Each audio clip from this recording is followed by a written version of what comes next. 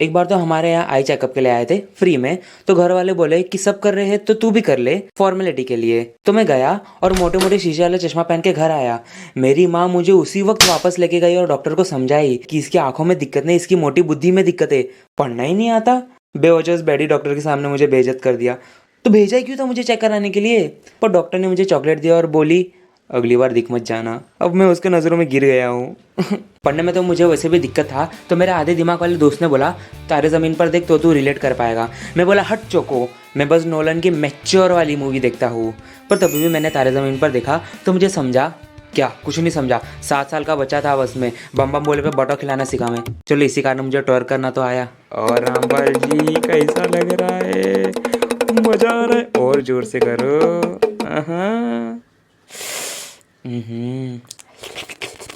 नहीं ये सब मत करो, नहीं नहीं नहीं बहुत गंदा लग रहा है, मत करो। नहीं पर थोड़ा सा, नहीं नहीं नहीं नहीं मत करो। मैंने कभी किसी को प्रपोज नहीं किया था क्योंकि मेरी फुंसी जैसी शक्ल देख के लोग मुझसे कोविड का 2 गज का दूरी रखते थे, और ये बात मैं मानता भी था। पर तभी भी मैं हिम्मत करके उस आखिरी लड़की के पास गया जिसके मुंह पे भी फुंसी निकला था। तो मैं रिलेट कर पा रहा था और सोचा चलो उसका भला क्यों ना कर दे। अब सोचने वाली बात यह है कि उसने भी मुझे रिजेक्ट कर दिया और बोली आई डिजर्व समवन बेटर। मैं सोचा इसकी बहन की बिल्ली, ऐसी शक्ल की लड़कियों को अपने ऊपर इतना कॉन्फिडेंस कैसे हो सकता है। तो मैं उसको शीशा दिखाया और बोला ऐसी शक्ल पे ऐसी बातें सूट नहीं करते। चलो उसने मुझ पर मॉलेस्टेशन का केस डाल दिया। यार मुझे यहाँ नहीं रहना, सड़े हुए जेल में। कम से कम एवेंजर्स के वो अंडर वाटर पानी वाले जेल में तो डालो, मेरे भी कुछ स्टैंडर्ड्स है। राफ्ट, हाँ हाँ हाँ वही वही वही। ये डंडा दिख रहा है 7 फुट का है, अगर डालूंगा ना मुंह से निकलेगा। अबे यार नोटी क्यों हो रहा है? बचपन में सर ने मुझे बोला था कि रोमन नंबर्स पढ़ के आने के लिए, तो मैं घर पे गया और सर्च किया रोमन, हाँ सिर्फ रोमन। और पूरी रात सिर्फ मैं रोमन्स को देखते रहा। मैं पगला गया कि रोमन इतने अच्छे कैसे हो सकते हैं। अब जब दूसरे दिन सर मुझे पूछते हैं कि रोमन नंबर क्या होता है, तो मैं भी बता दिया सर रोमन तो वो होते हैं ना जिनके बड़े बड़े बॉडी है। सर उसका कभी टैटू देखे हो? सर मैं तो फ्लैट हूँ उसके टैटू पे, उसकी बॉडी देखो, ओ माय गॉड क्या बॉडी है उसकी। तो पूरी रात रोमन को देख के आया। हाँ तो यही देखना था ना, जो बॉक्सिंग करता है। हाँ तो उसका फैन है, बहुत बड़ा वाला। मैं भी उसका फैन हूँ। क्या बात कर रहे हो सर, सही में? अरे वाह सर। नहीं हमने ऐसा कुछ नहीं किया था। हाँ बस हम लोग एक बार फिजिकल हुए थे। नहीं अभी बचपन में किसी घुचू बच्चे ने मेरे सर पे ईंट मार दिया था। हाँ उसके पास बॉल खरीदने के पैसे नहीं थे तो उन लोग ईंट से खेल रहे थे। अब जब मेरे सर पे ईंट गिरा तब मुझे पता चला कि हमारे अंदर खून होता है, क्योंकि उसके पहले मुझे लगता था कि हमारे अंदर पानी होता है, क्योंकि मैं जब भी सुसु करता तो पानी निकलता है और पसीना भी पानी निकलता है। तो अनपढ़ तो था मैं। हाँ तो मेरे सर पे जब ईंट गिरा तो सब लोग मुझे उठा के डॉक्टर के पास लेके गए। अब मुझे ये एनिमेट नहीं करने आ रहा था कि उन लोग मुझे कैसे कुत्ते जैसा उठा के डॉक्टर के पास लेके गए।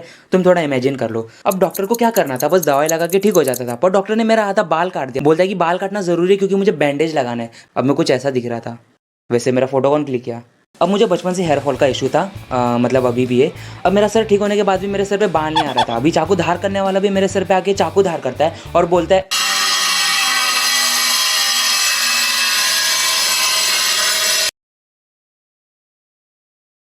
हाँ तो बोलता है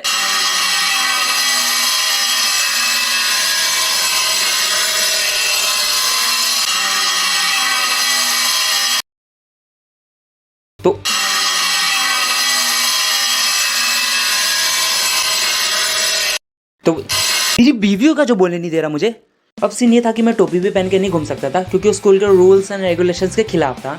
अब बेकार के रूल से तो मैं भी सर को बोल दिया कि अगर मैं टोपी नहीं पहन सकता तो आप क्यों टोपी पहनते हो। वैसे सर विग पहनते थे, हाँ मतलब सर गंजे थे, और सर को लगता था कि ये बात किसी को पता नहीं, पर ये बात अभी तुमको भी पता चल गया है। अरे बोला ना नहीं पहन सकता। अरे सर तब तक किसी स्मार्ट डैशिंग और सेक्सी बच्चे ने आगे सर का विग खींच लिया। इस इंसिडेंस के बाद सर 1 महीने तक क्लास आए नहीं। फिर पता चला सर स्कूल छोड़ के कहीं अब्रॉड चले गए हैं। इतना घूस जो खाते थे उनके लिए तो बनता ही है। पर तभी भी मैंने उनको पहचान लिया क्योंकि वो उधर भी जाके उल्टा ही विग पहन रहे। अरे गुड्डू सर हट तोरी मोई के। अभी रिसेंटली मेरा एक पेपर था और वो पेपर इतना हार्ड था ना कि अगर मैं अपने ज़िंदगी के 7 लाइफलाइन भी यूज़ कर लूँ ना तभी भी वो क्लियर नहीं होता, इतना टफ था। पर भगवान मेरे साथ थे, मेरी आगे वाली रेडी हो गई थी मुझे पेपर बताने के लिए। तो वो मुझे कैसे कैसे तो पेपर बता रही थी, क्योंकि हमारा इन्वेटिलेट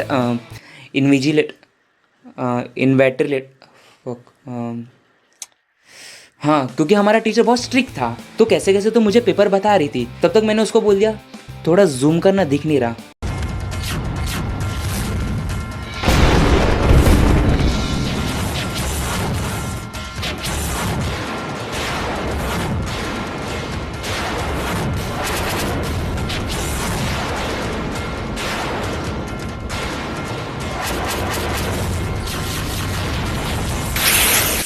कसम से उसने मुझे इतना गंदा लुक दिया ना कि अगर उसके हाथ में राउंडर रहता ना तो अभी मेरे माथे पे मार देती। पर तुम्हें पता है क्या, उसके हाथ में सही में राउंडर था और उसने मेरे माथे पे मार दिया। सॉरी ना।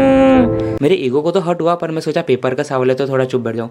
मैंने उसका पैर छुआ और बोला, हे माता जी मुझे पेपर दिखा दो। तब तक मुझे टीचर ने देख लिया और टीचर ने मुझे बाहर निकाल दिया।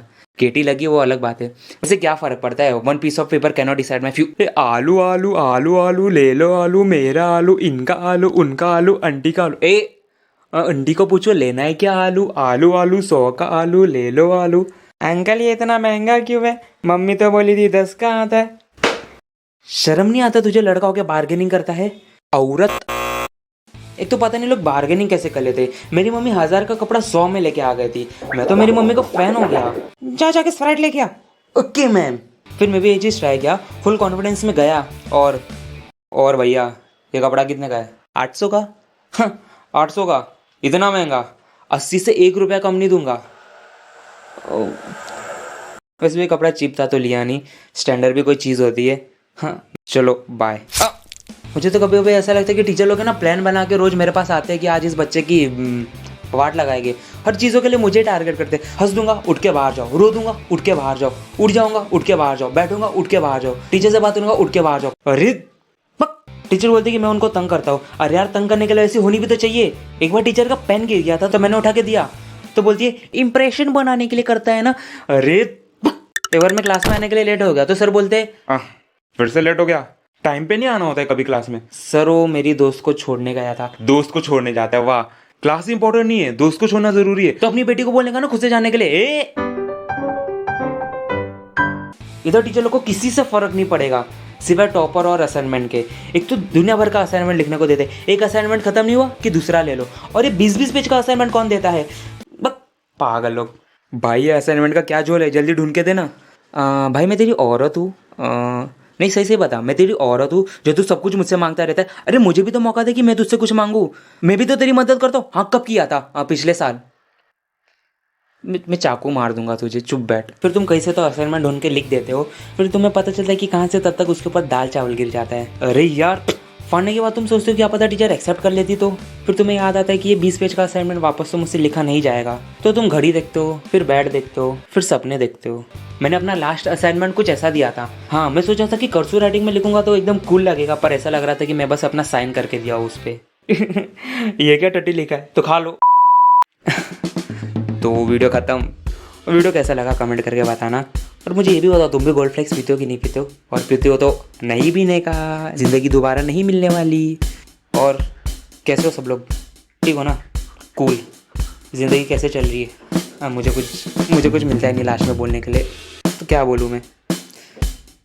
तो बता देना तुम्हारा मेंटल हेल्थ भी कैसा है, ठीक है? चलो बाय, मिलते हैं तुम्हें नेक्स्ट वीडियो में।